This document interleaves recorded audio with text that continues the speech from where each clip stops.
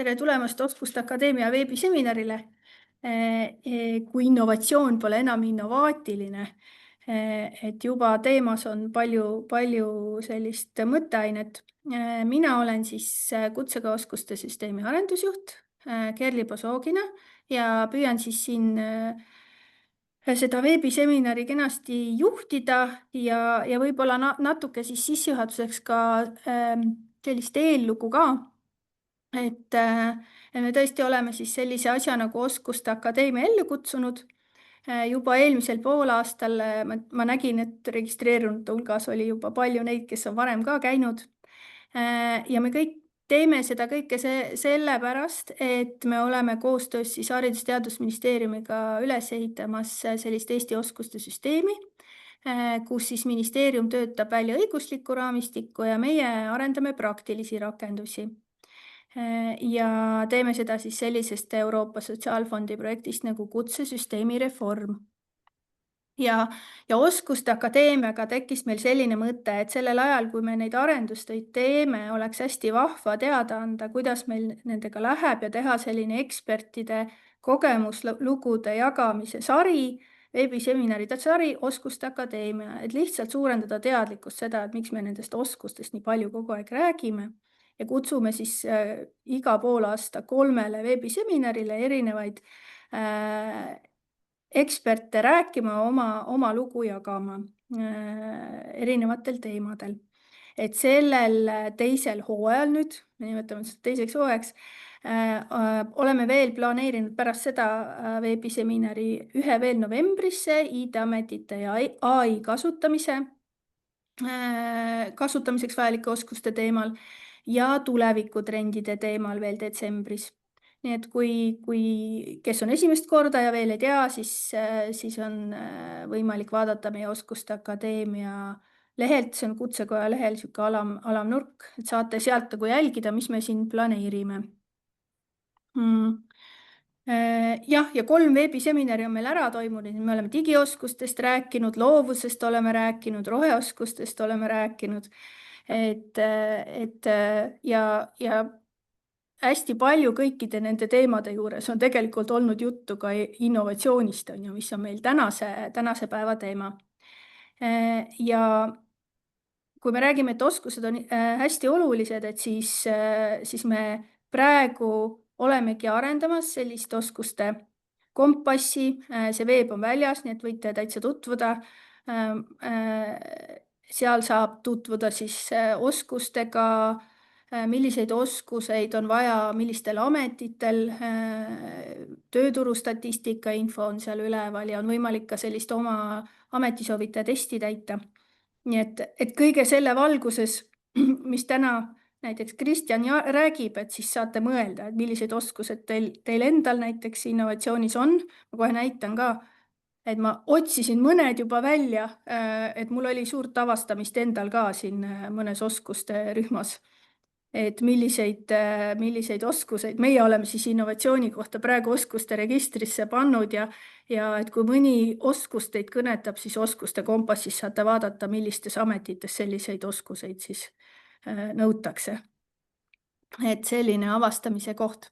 Aga tänase seisuga tõesti oskuste kompass on siis selline Eesti oskuste üks suurimaid registreid, et üle 3000 oskuse ja kirjelduse leiab sealt.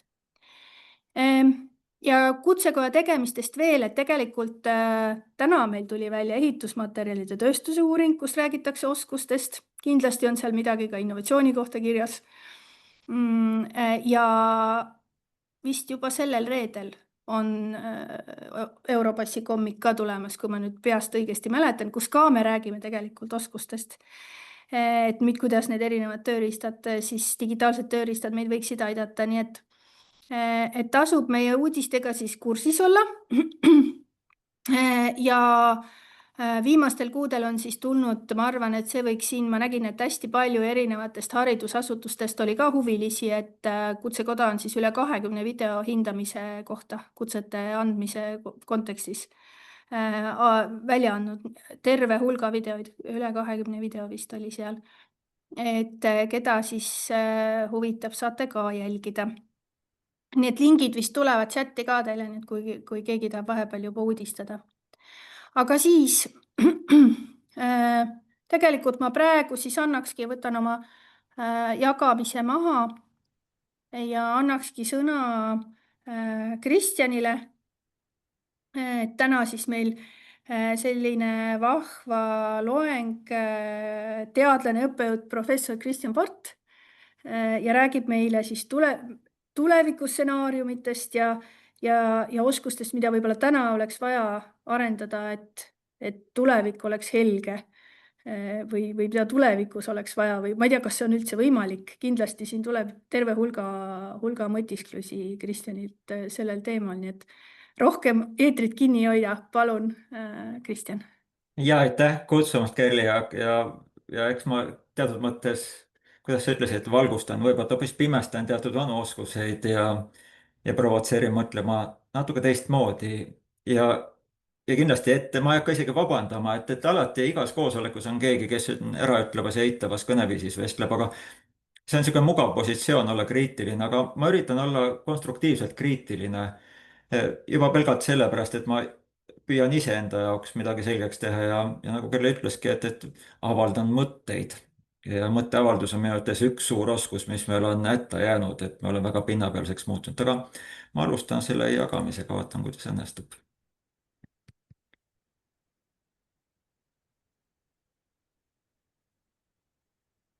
nii, kas on näha?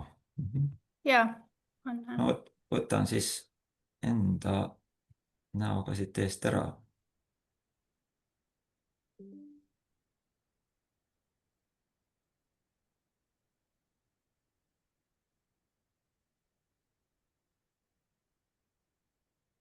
kui keegi nüüd saavutab sellise kõrge erutusseisundi, siis kasutan kohe algust ära, et mida ma tahan öelda. et meil on harjumuspäraselt kasutame innovatsiooni sellise võlusõnana ja kui me mõnda sõna väga palju kasutame eesmärgina, see on Goodhardi seadus, siis see mõõdik muutub sisutuks ja innovatsioon on natuke liiga just ohupiiri peal ja ma kasutan siis sellist väljendit nagu mitteinnovaatiline innovatsioon. see peibutab ja meelitab meie ego peamiselt oma väikeste näidetega, aga samal ajal õõnestab meie võimet tõelisteks hüpeteks. et, et kogu kutseharidussüsteem samamoodi, et ma hiljem käsitlen, meil on umbes 30 slaidi, et kuskil keskel tulen selle kutsehariduse teema juurde ka teatud mõttes kriitilise käsitlusena just selles mõttes, et me peame omama tasakaalu muutuste ja stabiilsuse vahel ja haridussüsteem on traditsiooniliselt kõige konservatiivsem siis kultuuri kandja. ja suurte muutuste ajal haridussüsteem võib osutuda just selliseks takistuseks. ja kui haridussüsteem varjab oma takistavat rolli ja kasutab innovaatilist, ütleme, sõnu, mis viitavad innovatsioonile, siis on tegemist sellise, siin oli ka üks sõna mimikker, et siis lihtsalt maskeeritakse enda konservatiivsust ilusate sõnade varjus. et vast suurem argumentatsioon on see, et kui me liigume kõrgema IQ, ma ei kasuta IQ-d mitte sellepärast, et usun tingimata IQ-sse, vaid see on ka üks kommunaalne platvorm, millest me enam-vähem aru saame, et see kuidagi intellekti kajastab, mitte kõige paremal moel. aga et kui me räägime siis jämedakoeliselt, et kõrge IQ-ga tsivilisatsioon, kuhu me oleme sisenenud ja siseneme üha rohkem, eeldab haritud, treenitud intellektiga kodanikke. see on see tsivilisatsioon, mis ei eelda sellist kodanikku, kes on õppinud selgeks ühe ameti, vaid intellektuaalselt paindlikku kodanikku ja enam ka mitte sellist kodanikku, kes tegutseb üksi, on selline singulaarne geenius, vaid me ei saa lahendada enda ees olevaid probleeme ilma kollegiaalsuseta. ja neid pädevusi meil väga ei ole ja me maskeerime ennast võib-olla sotsiaalmeedia kaudu, et see on nagu kommunikatiivne platvorm, et see on pigem kahjustanud teatud tüüpi kommunikatsiooni ja muutnud selle pinnapealseks ja polariseerivaks. ja seega küsimused on, mis kõiki peaks mingil hetkel mõtlema panema, on hariduse sisust, et mida me tegelikult tahame anda haridusena edasi järgnevatele põlvedele. ja ka, mida tähendab intellekt. et me kasutame neid sõnu väga mugavalt, aga me ei ole kordagi kokku leppinud, et mida me selle sõnaga teisele inimesele öeldes mõtleme. et ise võime mõelda ühte ja tema mõtleb midagi muud. ja nüüd on see suur dilemma meie ees seisabki, et kas me peaksime valmistama nagu viimased, ütleme, võib-olla 4-5 põlvkonda on tööpädevust koolist väljudes valmistatud, olgu selleks ka põhiharidus, aga igal juhul selle põhihariduse eesmärk on kogu aeg olnud tööpädevuse loomine, mitte sellise liberal arts tüüpi kunstniku tänavale paiskamine. või siis peaks hakkama tegelema üha rohkem sellise universaalse kollektiivse intellektuaalse panusega ja see kollektiivne intellektuaalne panus on samamoodi defineerimata. ja see ei ole see, et istume üheskoos raamatukogus või vestleme mingisuguses vestlusringis. selle tähendus on palju suurem ja me ei ole selle peale väga, väga palju mõtelnud. aga kui me mõtleme, et meie konkurendiks ei ole enam inimene samas töösektoris, vaid meie konkurendiks on suhteliselt ebamäärane, arvatavasti väga kiiresti inimeste ületava intellektuaalse võimekusega intellekt, mis ei asu konkreetselt üheski kohas, mis arvatavasti ei ole kuigi hästi kehastunud, kuigi robootika hakkab hästi kiiresti sinna hoogu võtma. just selline androidne robootika, mis jõuab kodudesse lisaks tolmuimejatele, muruniitjatele. et aga see kehastamine ei ole lausa see, et nende intellekt asub mitte konkreetses indiviidis, vaid asub kusagil kaugemal võrgustunud süsteemis. ja vot sellises olukorras me peaksime mõtlema, et kas iga indiviid hakkab eraldi selle maailmaga nagu rinda pistma, nii heas kui halvas mõttes. ja tänaste väljakutsete lahendamine pole massiline tööpanus, nagu seda on nüüd tõesti tehtud võib-olla isegi üle sajandi. ja tehisintellekti arendamine ise on ju sümptomaatika sellest, et meil on puudu inimestest, kelle IQ ületab seda mõttelist 2 standardhäälbet ehk kusagil 145. ja kui nüüd tõsiselt ringi vaadata, siis neid inimesi suurusjärgust puhtstatistiliselt on enam-vähem 1000 kohta. see tähendab, et Eestis 1,3 miljoni inimese kohta neid väga palju ei ole. ja kui osa nendest peavad matemaatikat tegema, keemiaülesandeid lahendama, võib-olla liiklust ja riigikaitset korraldama, siis tegelikult nende tõsiste probleemide juurde neid ei jagu. ja sellele pööratakse tähelepanu isegi Ameerika Ühendriikides, kus hinnatakse, et seda tüüpi inimesi on võib-olla 170 000. Hiinas arvatakse, et neid on umbes, ütleme siis 3 korda rohkem puhtstatistiliselt.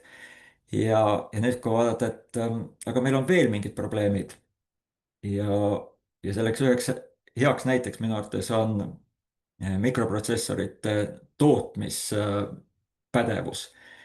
ja seda valmistatakse sisuliselt maailmas ühes Hollandi tehases, seda kõige keerulisemat mikroprotsessorite valmistamise tehnoloogiat ja seal on teatud hulk inimesi, kes sellega tegelevad ja see on nii võimsaks geopoliitiliseks probleemiks kujunenud, et miks sellised riigid nagu Hiina, USA ja võib-olla ka Euroopa Liidu riigid, teised suured riigid ei suuda sama tehnoloogiat valmistada. see viitab, et see intellektuaalne võimekus on tõeline defitsiit. enam ei ole defitsiidiks see, et rahvarikkuse jaoks, kas on tööstusettevõttel piisavalt tootlikkuse kandjaid.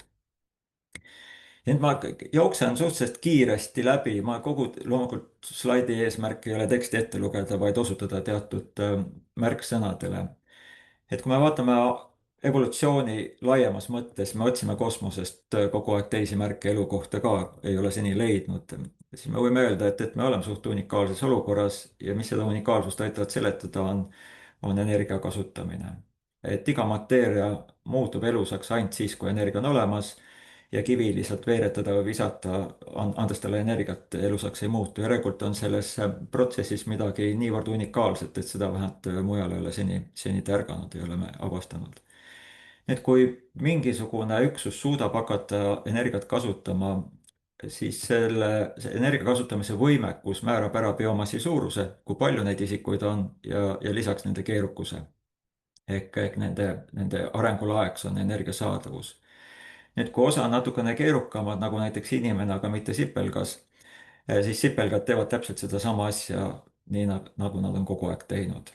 inimene on hakanud energiat kasutama ja kasutame siis seda sõna innovatsioon, et see, kui palju me kätte saame, sipelgaja inimese jaoks toidu ja energiatihedus on täpselt sama. me sööme sama materjali sisuliselt ehk teist elusat materjali. järelikult me peame sellest energiast natukene rohkem kätte saama ja inimesed õppisid kasutama kehavälist energiat. ja meie vast kõige esimeseks suureks tehnoloogiliseks innovatsiooniks oli põllumaa. ehk põllumaa on tegelikult teiste elusorganismide rakendamine päikeseenergia ja muu materjali väärtusahelasse, et me saaksime süüa, ise ei pea seda tegema. ja sama loogikat me rakendame siis üha rohkem tehnoloogilisse maailma. ja kuna see maailm muutub keerulisemaks, siis üha tähtsamaks muutub koostöö. ja inimesed on siis sotsiaalsed loomad, noh, sipelgad ka. meil on sarnasusi käitumises, aga mitte väga kergelt ülekantavaid, me lihtsalt mõistame, mida sotsiaalsus tähendab ja koostöö. ja üheks koostöö aluseks on teadmiste omamine ja teineteise mõistmine. ja kui me selles koostöös oleme edukad, siis me paratamatult toimetame territooriumil, mida nimetatakse halastamatuks looduslikuks valikuks. ja vot selle lause taha ma paneksin nüüd selle teise sõna, milleks on tehisintellekt, et tehislik intellekt, mille loomine on küll inimese tehtav, aga me loome selle moel, mille keerukus ja käitumine osutub mustaks kastiks. me oskame öelda, et mis algoritmid, aga mismoodi need tööle hakkavad ja kui palju sellist kombinatoorikat seal sees on, see on nii keeruline, et mitte keegi ei saa öelda, mis seal täpselt toimub, me teame ainult põhimõtteid. ja kui me ei tea, mida me ei tea, siis me ei oska esitada ka küsimusi, muuhulgas ka küsimusi, mis ütlevad, et kus asuvad piirid õige ja vale vahel. et seega see loodusliku valiku küsimus tõstatub inimese jaoks uuesti. me oleme suhteliselt, siin mõned evolutsiooniteoreetikud ütlevad, et looduslik valik on inimesest kaugenenud 70–80%. see enam ei määra meie edu kuigi palju.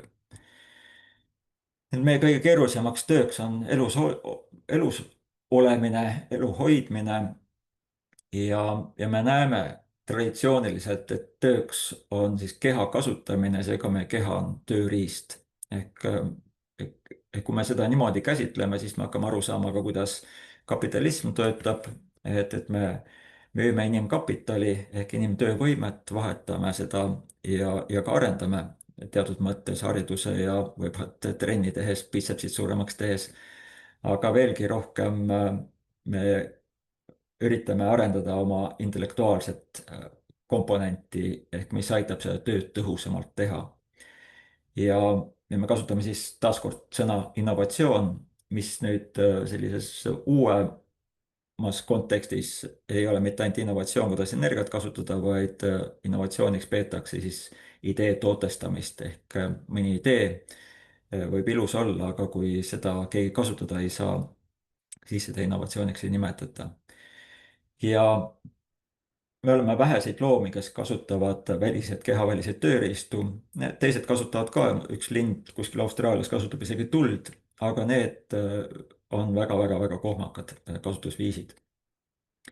ja lisaks sellele me organiseerime tööd, mille tulemusel sünnib midagi enamat kui üksikute osade summa.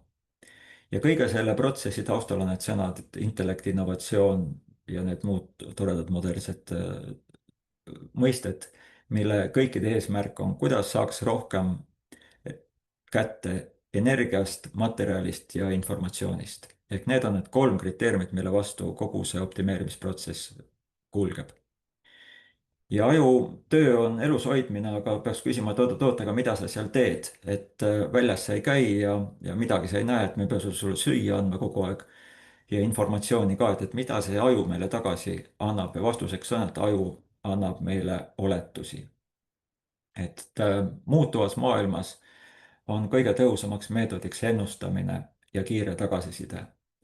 et purjus inimene teeb korrektuure ja kukub pikali, sest korrektuur on liiga aeglane, liiga hiline. et aju teeb neid korrektuure kogu aeg, nii vegetatsiooni jaoks ehk vere hapnikutihedus, võib-olla glükoosi ja mingite muude homöostaatiliste parameetrite hoidmiseks, mida üldse ei ole meile usaldatudki. keegi ei kontrolli oma pulsisagedust, aga aju teeb seda. et kui me seda peaksime ise tegema, siis me jälle ei suuda tööle keskenduda. nii et me kindlasti oleme loovutanud terve hulga ülesandeid ajule, täiesti pimesi, seda usaldades ja seda väga hästi toites, kuna aju tarbib ära iga neljanda-viienda nii hapniku kui glükoosimolekuli. seega aju ülesandeks on ennetav, ennustav kontroll ja see on ka intellekti suureks ülesandeks. ma siia alla panin viite Joshua Bachile, et keda huvitab veel üks väga-väga-väga oluline mõiste, milleks on teadvus. teadvus ja intellekt ei ole üks ja sama asi ja neil ei ole isegi väga suurt kattuvust, et ka see on küllaltki oluline mõiste, millega me hakkame selles lähituleviku džunglis, peame rohkem orienteeruma, sest teadvusega on seotud väga suur hulk moraalseid otsuseid. näiteks, kas teadvusega olendit võib tappa. see oli eelmine või üle-eelmise aasta lõpp, eelmise aasta algus, üle-eelmise aasta lõpp, kui üks suur teadlaste konsortsium otsustas laiendada teadvuse mõistet ka lülijalgsetele. nii et meil on terve hulk huvitavaid väljakutseid ees ja kõik need väljakutsed on peamiselt intellektuaalset laadi. me ei saa teadvuse probleemi lahendada, ma ei tea, kätega vehkides. ja nüüd natukene teistsugust vaadet ajaloole ja kuidas informatsiooni on rakendatud meie enda ülesannete lahendamiseks, et kui keskkond muutub aeglaselt ja elu on lühike, on meil ühtemoodi teabe edastamine ja need mõlemad parameetrid siis mõjutavad seda, et kuidas teadmisi edastatakse ja millised strateegiad on nende teadmiste ühest põlvest teise kandmiseks. ja need on kõik intellektuaalset laadi väljakutsed. näiteks aeglaselt muutuvas keskkonnas, kui me lähme ürgsetesse aegadesse, siis keskkond oli nii palju muutus kui loodus muutus, aga see ei olnud väga-väga kõrges tempos. inimese elu oli lühike. seega sellesse inimesse, kes väga palju maailmast ei pidanud midagi mõistma, ta saab valede arusaamadega hakkama, kuna elu on niivõrd lühike, siis need põhiellujäämise algoritmid pistetakse tema geenidesse, asjadesse, mida tema ise ei saa või retseptuur, mida tema ise muuta ei saa, aga mis näiteks ussi nähes tekitab ebamugavustunde, et pigem seda väldi. et kujutage ette, mis juhtuks, kui me kõik peaksime iga kord uuesti avastama inimkonnana, et mida see mürgine serpentiin siin põrandal tähendab. et arvatavasti me oleksime ammu välja surnud. teatud haigus, selline vastupidavus on samamoodi geneetiline, neid asju me oleme nüüd uurinud viimased, ütleme, 30-40 aastat. aga näiteks üheski geenis ei ole toidu valmistamise retsepte. ja kui me elame kauem, ületades looduslikke väljakutseid ja mida kauem me elame, siis me hakkame nägema, et see keskkond hakkab selle aja jooksul rohkem muutuma, siis hakkab peamiseks teabekandjaks ehk kõige efektiivsemaks osutuma kultuur. ehk kultuuris olevad teadmised, väärtussüsteemid aitavad meid üheskoos kohaneda nende uute väljakutsetega. ja nüüd me oleme jõudnud sellisesse olustikku, kus keskkond muutub väga-väga kiiresti, võrreldes isegi eelmise sajandi algusega. ja, ja me elame enneolematult kaua, et eelmisel sajandil globaalne keskmine eluiga pikenes 2 korda. ja inimesi tuli kaks korda duubeldus inimeste arv. et järelikult me ei saa isegi nende samade õppimistega enam hakkama, sellest et eelmise põlvkonna teadmised võivad olla järgmisele peaaegu et kasutud. seda võite igaüks kontrollida, küsides lastelt, mida nad seal TikTokist õpivad. ja seega muutub oluliseks elukestev ja individuaalne õppimine. ja nüüd tekib taaskord taustaküsimus, et kas seda peab keegi korraldama, näiteks kool, haridussüsteem, või see võiks olla individuaalne konkurents. arvatavasti see viimane ei ole kõige parem lahendus. ja kui ajastu kiireneb, siis me peame arvestama teadmiste muutustega. keda huvitab see Abersmani raamat, seda tasub kätte võtta või internetist otsida, mida seal on öeldud. ma toon lihtsalt paar näidet. et kui õppimine toimub hästi kiiresti, ütleme 1-2 aastas õpitakse päris palju. ja kui tehnoloogilised muutused selle õppimise tulemusel hakkavad kiirenema, siis kultuur hakkab hätta jääma. eks see varem põlvkond ei saa enam aru, et mis värk on, et mida ma siis oma järgnevale enda poolt sünnitatud põlvkonnale nõu saan anda. ja me näeme, et teadmised hakkavad ajale jalga jääma. et siin on näide näiteks 30 aastate inseneridiplomi teadmised kas osutuvad valeks, aegunuks või jäävad kehtima. pooled vahetuvad välja ehk osutuvad mitte enam pädevateks 35 aasta jooksul ja 60. aastal oli see poolestumisaeg juba 10 aastat. Osa arstierialadel on see 20 aastat ehk pooled teadmised osutuvad kas valedeks või aegunuteks. See tähendab, arst peaks oma karjääri jooksul pidevalt ümber õppima, mis on selle töökoormuse puhul äärmiselt keeruline väljakutse. Seega pole üldse ime, kui patsient tuleb arsti juurde ja räägib asjadest, mida arst pole kuulnudki.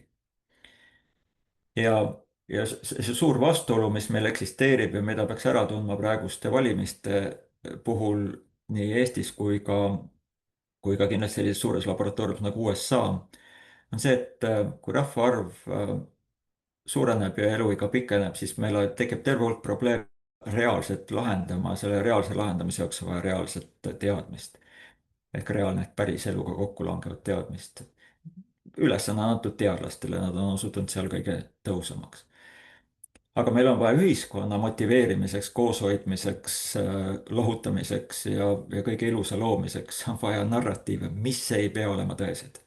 Ja neid narratiive loovad, noh, antud juhul klassikaliselt pastor. Aga see võib olla ka idee rahvusest, idee Manchester Unitedi fänne koos hoidvast mõttepilvest ja nii edasi.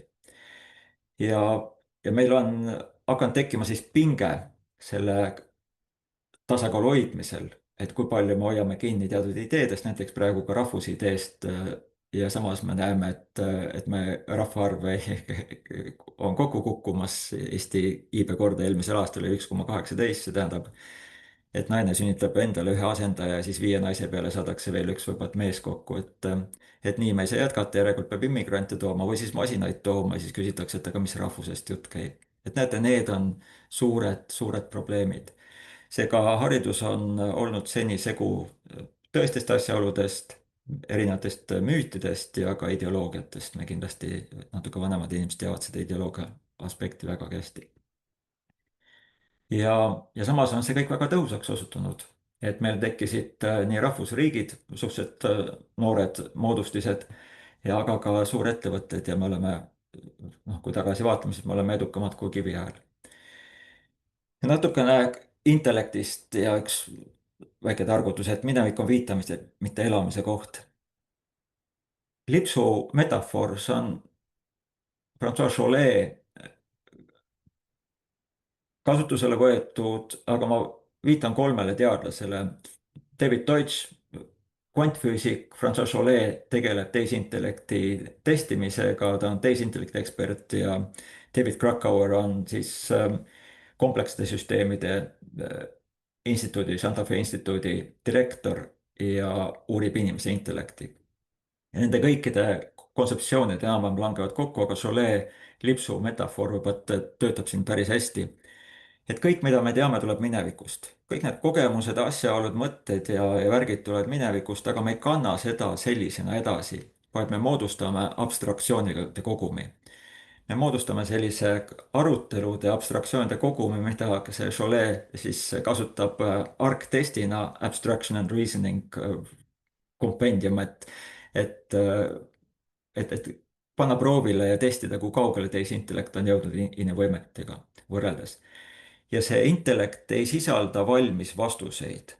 Erinevalt sellest, mida on tükk aega nüüd tehisintellektile ette heidetud, noh, et tehisintellekt loeb ainult inimese teksti ja lihtsalt ainult kopeerib seda inimese teksti ja seal ei ole mitte midagi intellektuaalset.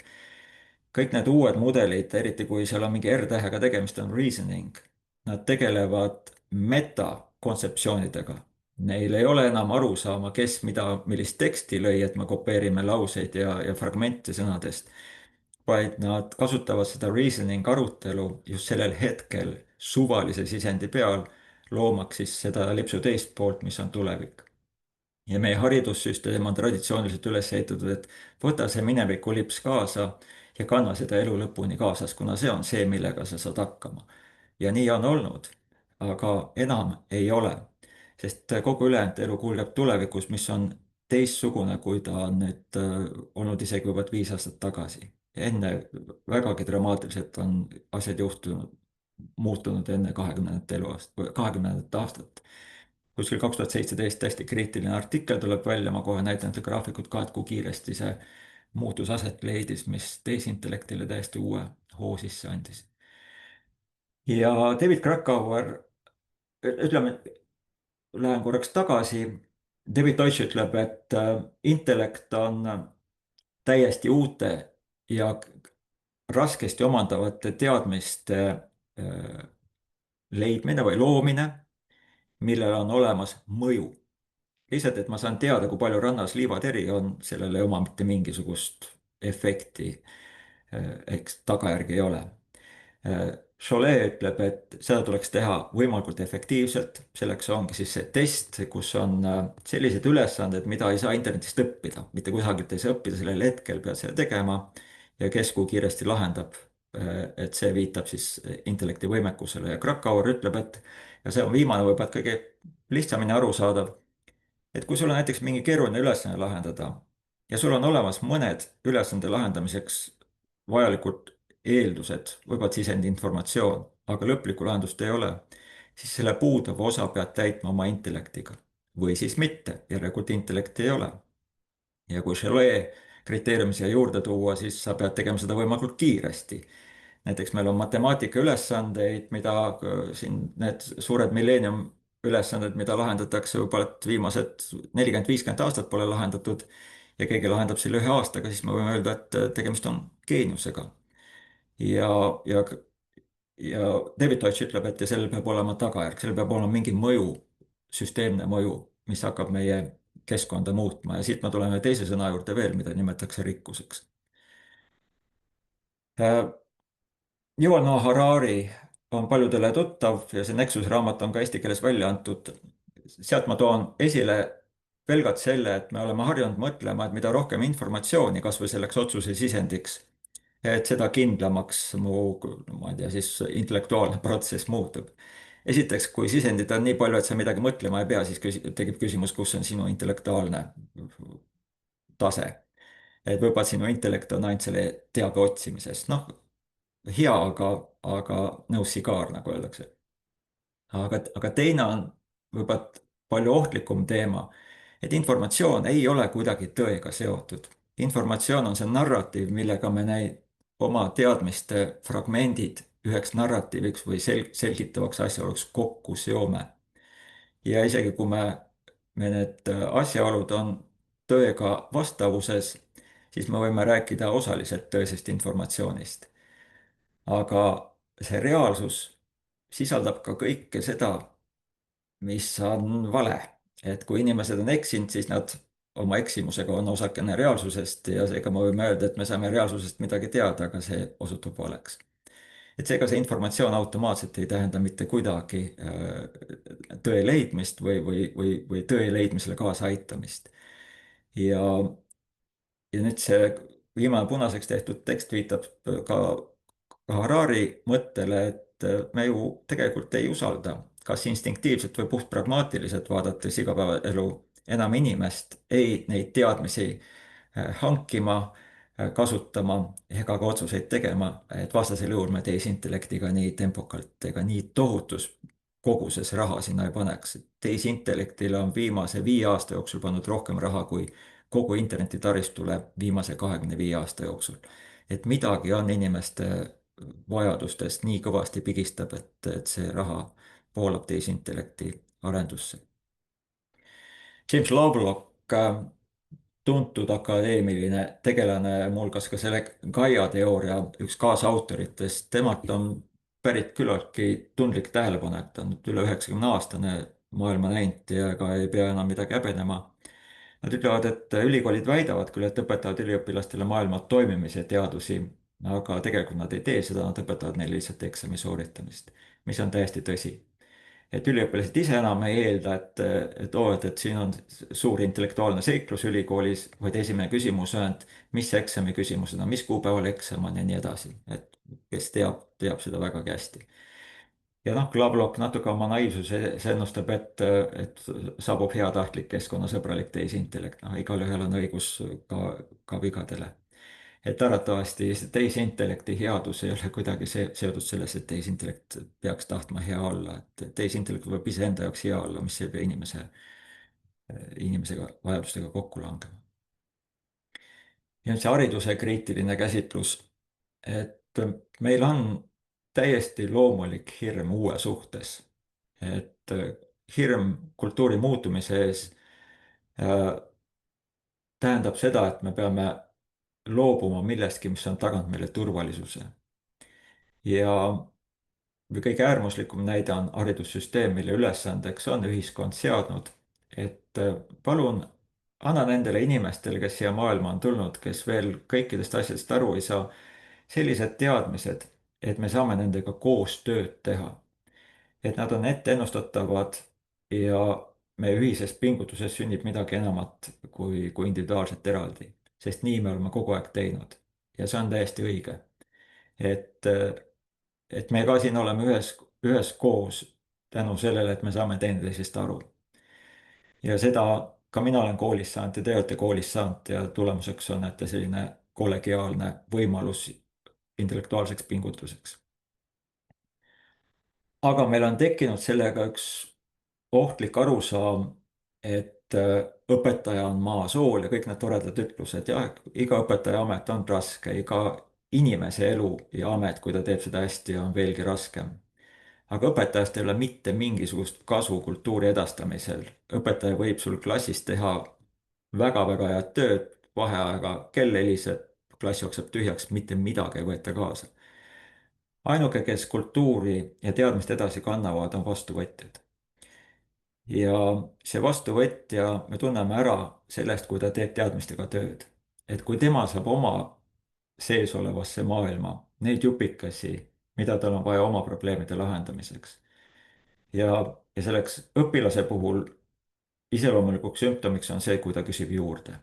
et aga mida see tähendab, aga ma ei ole sellega nõus või mis iganes ta on, tal tekib dialoog selle teise osapoolega ehk tekib ülekandmine ja ta teeb tööd nende teadmistega.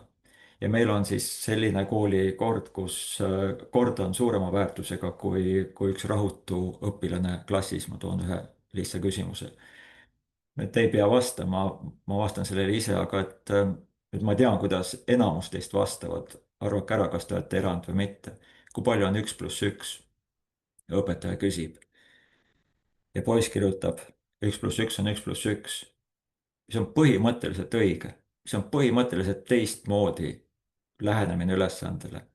mis on päris kindel, et ta suudab öelda ka, et 1 + 1 on 2. aga ta saab vale vastuse. ehk me eeldame midagi, mis on normaalne ja normaalne on see, mis on kujundatud enamuse poolt. aga areng sõltub ainult ebanormaalsusest. see, mis on enamuse poolt, see on stagnatsioon. et see on turvaline ruum. jah, seal me tahame olla, aga maailm muutub. järelikult see lahendus ei asu selles ruumis, vaid ruumist väljudes. ja seda tüüpi tööd me peaksime, intellektuaalset võimekust me peame arendama. ja nüüd, kui mõelda täitsa konkreetse elu näitele, see on mu enda elust. mul oli üks vahe, oli mitu aastat oli kontor sellises kohas, kus ma nägin regulaarselt ühte lasteaiagruppi. ma arvan, et oli see kolmapäeval teatud kellaajal. ja ma võisin peaaegu et juba hakata väikest kihlvedu vedama, et aga seal on üks poiss, kes on, kas jookseb teistest ette või siis jääb teisest maha, kükitab seal kraabis midagi, korjab sealt midagi üles, siis kasvataja, seal on kasvataja ees ja kasvataja taga, üks neist võtab ta käe kõrvale. et me näeme, et isiksus kujuneb väga varakult välja. miks bioloogia on selle niimoodi teinud? aga sellepärast, et see isiksus muutuks etteaimatavaks. ja meil on tegemist varajase sotsiaalse spetsialiseerumisega. meil on näha, kes on natuke rahutamad, meil on näha, kes on sellised empaatiat, oskavad rohkem lugeda, peamiselt tüdrukud. ja me hakkame vaikselt nagu inimest süsteemi osaks disainima. ja senises palgatöö maailmas on see osutunud ka karjäärivaliku aluseks. vanemad ütlevad, mida sa võiksid õppima minna, vot sa oled selline, koolis tehakse juba teste, mida sa peaksid edasi tegema selleks, et sa sellesse vabrikutest koosnevasse väärtusahelasse sobituksid. ja mida vanemaks inimene saab, siis seda rohkem hakkab esile tulema selline vaimne rahunemine, stagneerumine ka. kus ta ütleb, et aga mul on omad väärtused, ma olen olnud edukas ja sama kordub ettevõtluses. Ja nüüd meil on siis see pinge tekkinud, et kus ühiskond vajab palju rohkem muutusi ja vanemaid inimesi on palju rohkem ja muutused on alati kaasnevad valud ja hakkab tekkima vastuolu noorte ja vanade vahel, mis on täiesti kunstlik, aga ka paratamatu. Ja seetõttu ka noori, näete, väga juurde ei sünnitata. seal keegi ei ütle, et kuule, et ärme lapsi tee, kuna need hakkavad maailma muutma. Lapsi ei tehta sellepärast, pole aega teha, et tehakse tööd, seda tööd, mida täna on veel saadaval. Ja see putukas, mis ekraanil liigub, et see on mul teadlikult siia pandud, see on üks ulmekirjanik, kes ütles, et etteantud tegevus sobib putukatele, mitte inimesele. Ja meil on praegu majanduslik nõudlus oskuste, mitte teadmiste järele.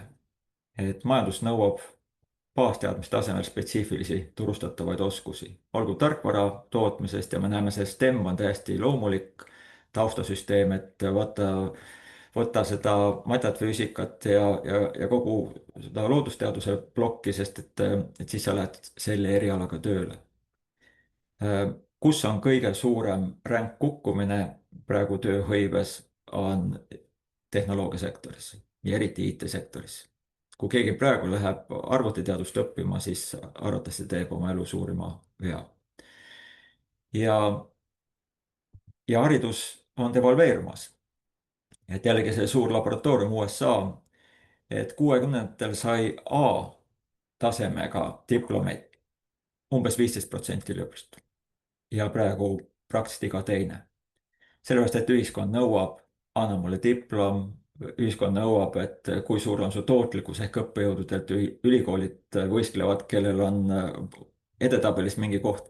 See ei ole reaktsioon tegelikele probleemidele, vaid see on iludusvõistlus, sotsiaalne signaliseerimine ja see ei ole kuigi hea. Inimese identiteeti võib jagada, struktureerida tööprotsessi liikmena, kas ta annab tööd või võtab tööd, tööandja on ka mingis osas kliendi jaoks töövõtja, siis riigikaitse või siis ka selle väärtuse kaitsja on, on selgelt praegu Ukrainas tuleb esile, aga kogu maailm on niivõrd rabedaks muutunud, et kaitsekulutused on igal pool väga kõrgeks kujunemas, et on, mida kaitsta. Ja poliitiline roll, me praegu näeme, et me saame pastakaid ja vimpleid sellepärast, et loovuta oma võimu natukene mulle üheks hetkeks, üheks päevaks ja pärast ma võin su unustada. Et ainukene suurem väärtus, need kõik on asendatavad. Eriti siis tehisintellekt on ka robootika, siseneb ju sõjapidamisse väga-väga kiiresti, kuna vajadus on suur. Siis kultuuri ja sotsiaalse sidususe kandja on see, mis meil alles on jäämas. Ja kui masinad on kas inimese tasemel või ületavad inimese võimekust, siis me arvatavasti peame neid oma inimlikke eesmärke ja väärtuseid hakkama ümber vaatama. siin on üks näide seotud Fermi paradoksiga, et miks me ei näe kosmilises ruumis teisi tsivilisatsioone.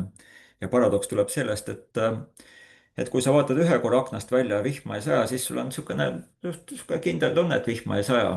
Ja nüüd, kui sa oled vaadanud 100 korda aknast välja, siis sa võid öelda, et pagan, päris kindel, et vihma ei saja. Nüüd, kui me oleme vaadanud väga kaua kosmosesse ja mitte midagi ei näe ja ühe korra vaatame veel ja siis veel ja mitte midagi ei näe, siis meil hakkab tekkima arusaam, et seal ei ole kedagi teist. Ja teisest küljest, mida rohkem me sinna vaatame, seda rohkem me näeme, kui palju võimalusi seal eluks on ja see on Fermi paradoks. Ja Ricardo Fermi siis esitab küsimuse, et miks see nii on ja et Briti teadlased siis Briti akadeemia toimetistes annavad mõista, et see võib tuleneda paarist asjaolust. Et üks on see, et iga kord, kui populatsioon kasvab, siis ta hakkab rohkem tarbima, see on see N-täht, vertikaali peal ja horisontaali peal on aeg. Ja näete, see punktiir läheb edasi, singulaarsuse kriis, et kõik võivad seda järgi teha, paned taldriku peale natuke suhkrut ja paned sinna natukene vett ja pärmiseeni, siis pärmiseened kasvavad ja siis surevad ootamatult ära. Et nad lihtsalt söövad ennast surnuks. ja kui sellist innovatsiooni resetti ei toimu, siis inimkond ja noh, teised liigid ka surevad välja, tarbivad oma keskkonna ära. ja meil on toimunud neid resette ja nad siis viitavad, näed, et resetid toimuvad, aga populatsiooni suurus ju kasvab edasi, aga lihtsalt aeglasemalt. aga muutuste tempo hakkab kasvama. ja siin on siis Jevonsi paradoks. Jevons on siis Briti, ütleme siis teadlane 1860 jämedalt võtab sõna, et kui Briti töösturid näevad, et süsi hakkab otsa saama, Stanley Jevons seda nimi, kui Briti töösturid näevad, et süsi hakkab otsa saama, et peaks kuidagi tõhusamalt hakkama kasutama, et peaks innoveerima söökasutus, siis Jevons ütleb, et härrased, et juhul, kui te hakkate sütt tõhusamalt kasutama, siis selle kõige tootmisprotsessi kõige kallima sisendi osakaal hakkab vähenema, järelikult selle tootmise tulemi hind hakkab langema, järelikult tarbimine kasvab ja süsi saab veelgi kiiremini otsa. ja seda nimetatakse Jevonsi paradoksiks, et mida kiiremini, mida tõhusamalt kasutad, seda rohkem stimuleerid tarbimist ja see kajastub siis selles tõusugraafikus. nii et kui siia siseneda, siis me näeme, et maailmas hetkel hinnatakse, et 80%-l inimestel ostujõud on langenud ja eluolu ja võimalused on palju kehvemad kui neid sünnitanud põlvkonnal ja umbes 20%-l läheb paremini.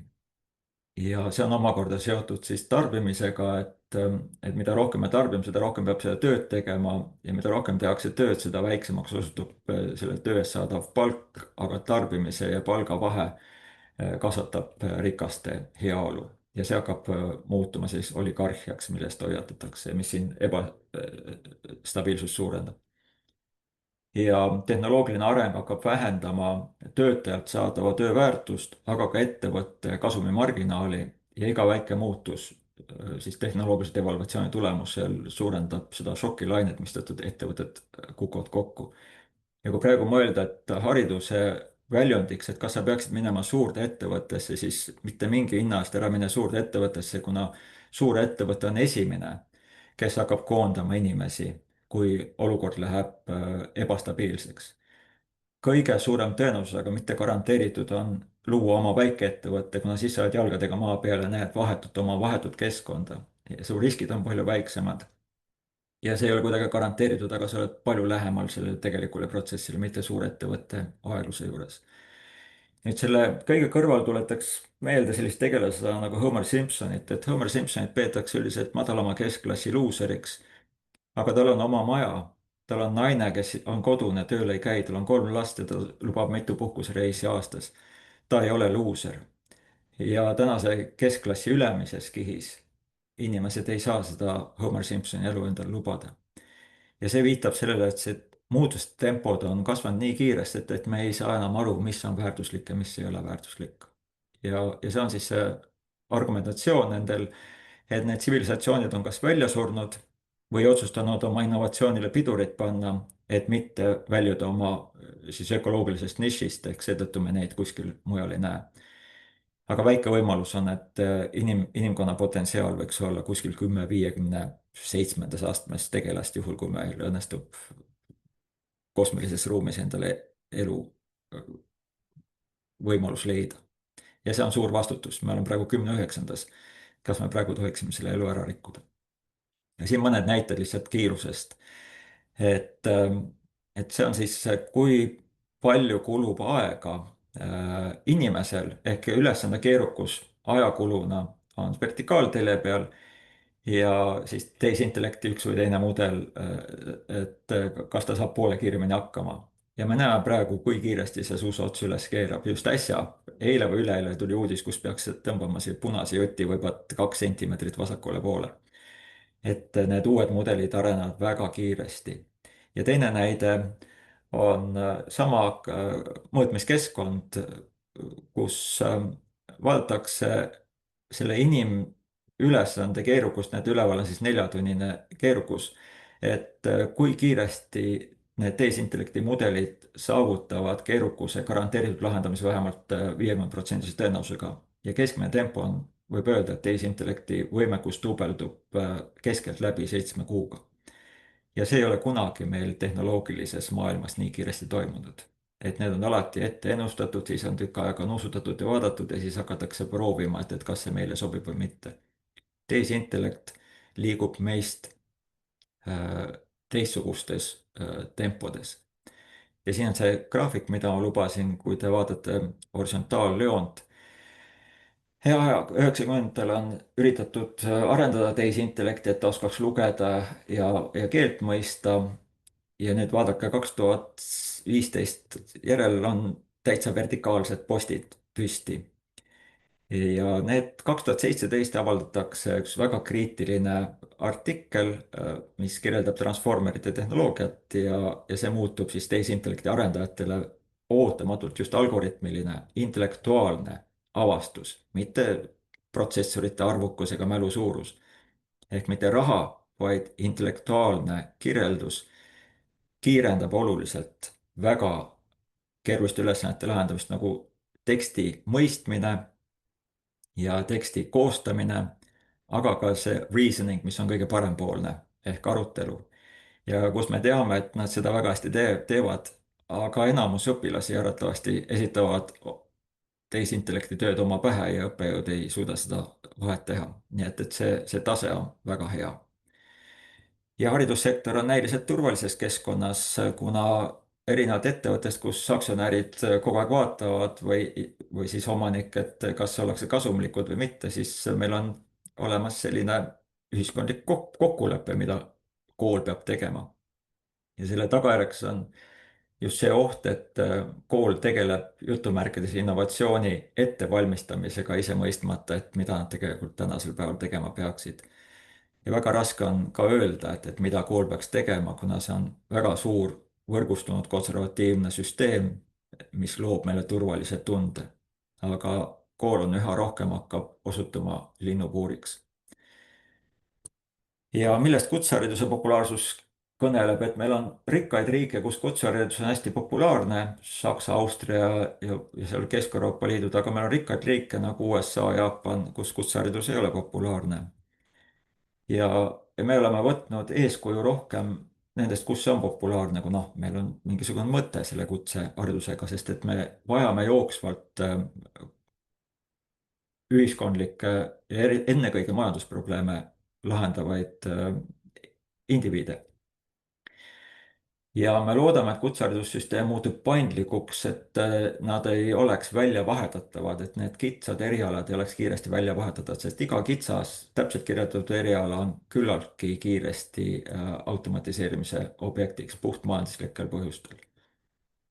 ja ometi võib öelda, et kutsehariduses väljavahetamise risk on palju suurem kui kõrghariduses, ehk see intellektuaalne paindlikkus endiselt on kõrghariduses, annab eeliseid. ja noh, Eesti näide, et meil on niisugune umbes 2/5 läbivad kutsehariduse, meie SKP on 28 000 ja me tegelikult lahendame sellega jooksvaid probleeme, mida tänapäev vajab, aga meie majandus, ettevõtted haridust peaaegu üldse ei juhi, teadusest rääkimata. ja me peame nendele andma kõige suurema panuse sellest toodangust, ohverdades nende inimeste tulevikku. see on näide USA-st, ma jooksen selle kiiresti läbi, see on siis kliimaseadmete tehnikud. korralik kliimaseadme tehnik saab USA-s üle 90 000 $. Neid toodetakse hästi palju juurde ja seetõttu selline turg alati kuumeneb üle. ja just äsja oli IT-sektor selliseks, kus on palgad kõrged, kõik ütlevad, õppige seda. ja tehnoloogiaettevõtetes just, see oli vast septembri esimeses pooles tulnud raport, tehnoloogiaettevõtetes on poole vähem noori töötajaid kui 2 aastat tagasi. et see kukub super kiiresti ja tehnoloogiaettevõtete tööpakkumiste hulk on vähenenud, see number oli 300–400%, mitte 300–400 inimest. et see on sadades tuhandetes inimestes, kes enam tööd ei saa ja suurettevõtted ütlevad, et põhjuseks on see, et me asendame selle tehisintellektiga. ja kui sa võtad näiteks Microsofti, siis kui Microsoft kasumi tõstab, tõuseb, siis peamiselt tänu sellele, et ta hoiab palgakulusid kokku ja tootlikkus kasvab. mis seda teeb? Tehisintellekt. kas see on investorite poolt nõutud? jah, on küll. ja kui meil on pensionifondid sellega seotud, siis me tahame, et Microsofti inimesi tööle ei võtaks. ja näete, see on väga kiiresti toimuv protsess. ja see on näide veel, 2/5 USA Z-põlvkonnast ütlevad, jah, tahaks tööd küll, aga peaasi, et seal nagu kehalisi nõudeid ei ole, et kätega ei tahaks midagi teha. et see on ka selle ühe põlvkonna traagika. ja me pigem toidame pimedat jäätisega selle asemel, et lahendada tema probleemi. et meie kõige suuremaks väljakutseks on õppimisvõime.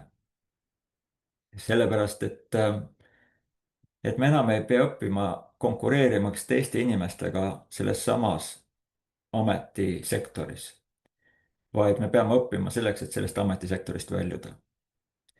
ja hariduse devalvatsioon, sellele viitab nii õppimisaegne tööhõive kui ka see, et hariduselt nõutakse üha rohkem kvantitatiivseid tunnuseid. ja hariduse tagasiside reaalse elu vajadustega on lahti ühendatud läbi mitme nii poliitilise kui ka sotsiaalse protsessi. ja haridusel puudub see julgus ütelda, et ärge tehke seda viga.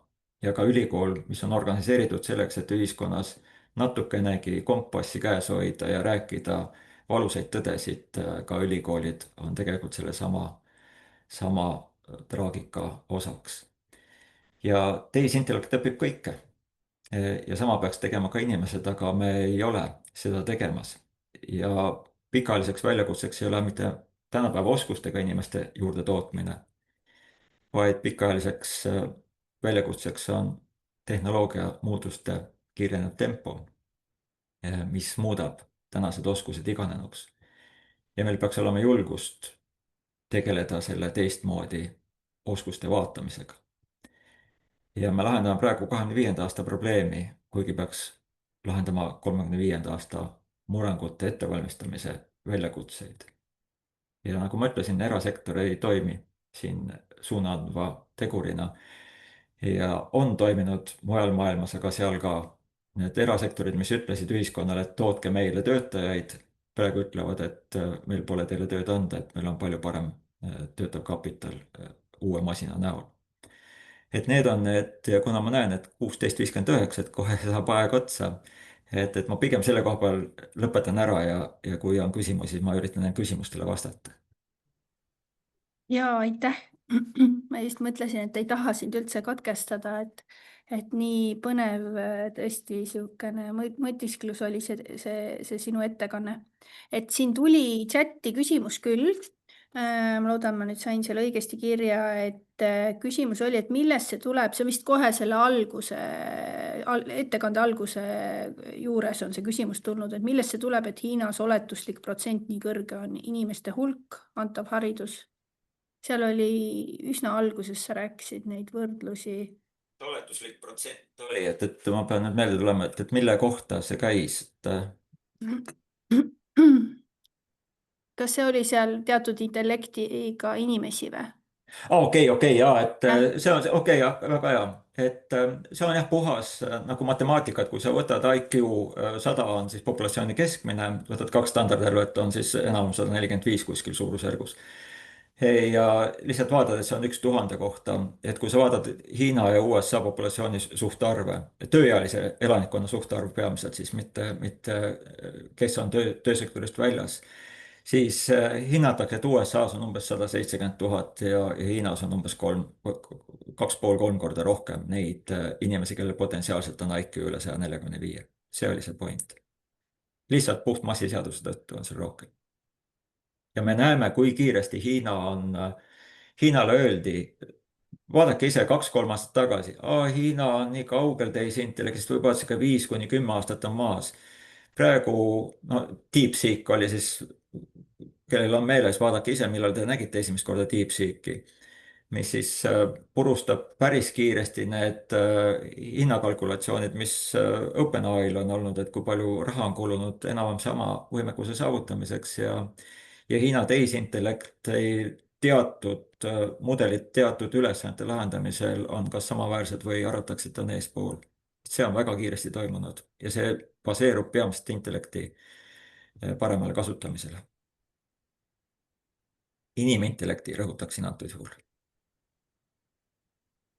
Ma arvan, et tõmbame siis otsad kokku, kuna me oleme natuke üle aja ka läinud, et Kristjan, aitäh, et väga-väga Aitäh! huvitav oli ja ma loodan, et sa jagad slaide ka osalejatega, et kindlasti inimesed saavad Saada mulle mõtiskleda. meil ja siis ma saadan jah, PDF-i.